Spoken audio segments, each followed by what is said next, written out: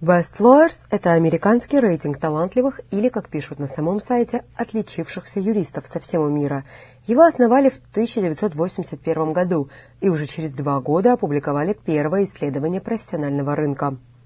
Ежегодно есть по странам, по регионам списки юристов, которых этот рейтинг включает. И внезапно для себя я получил письмо о том, что я попал в этот рейтинг. Смысл в том, что ты не можешь сам туда себя номинировать, и ты не знаешь, кто тебя выставил, кто за тебя голосовал. То есть все анонимно, только члены организации это делают, их множество, и ты не знаешь, и никогда даже этого не узнаешь. На самом деле в этом, собственно говоря, и кроется ценность, то есть беспристрастность, массовость и сложность повлиять на выбор.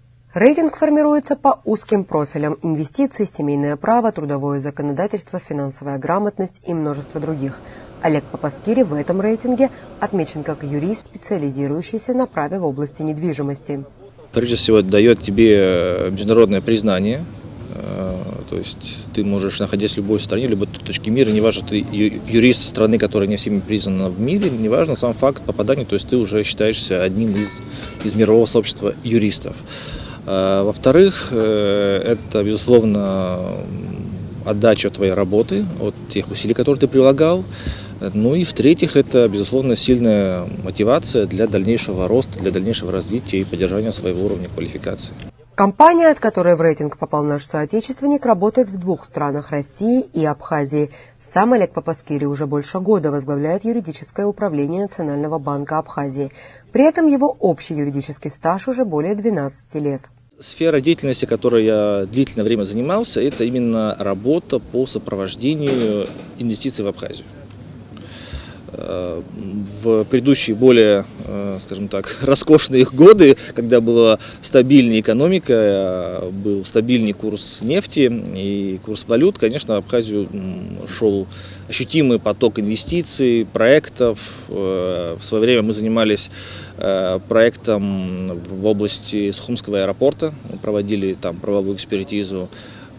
Мы вели проект в Гаграх по созданию яхтенной марины, только тоже был проект, и ряд тоже других крупных проектов, которые в тех или иных областях собирались запускаться. То есть Абхазия представляла, надеюсь, и дальше будет иметь интерес для инвесторов по развитию экономики, по вложению средств и по созданию здесь интересных различных проектов, потому что много есть условий, которые делают нас интересными, привлекательными и перспективными.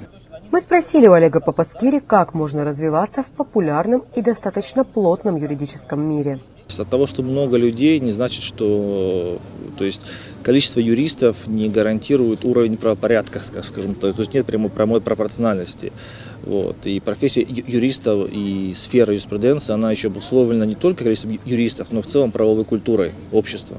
Насколько услуга юриста востребована. Если плод твоих трудов не дает конкретный результат, то ты никому не нужен. Ты можешь сделать красивый, прекрасный договор, но если закон не исполняется, то грош цена такому договору. Поэтому здесь масса аспектов и множество факторов, которые влияют и на профессию, и на правовую культуру, и вообще на правопорядок в целом, как явление. Юристов, не так уж много, на самом деле, их выпускают, и на самом деле, несмотря на такое представление, спрос на хороших юристов сохраняется.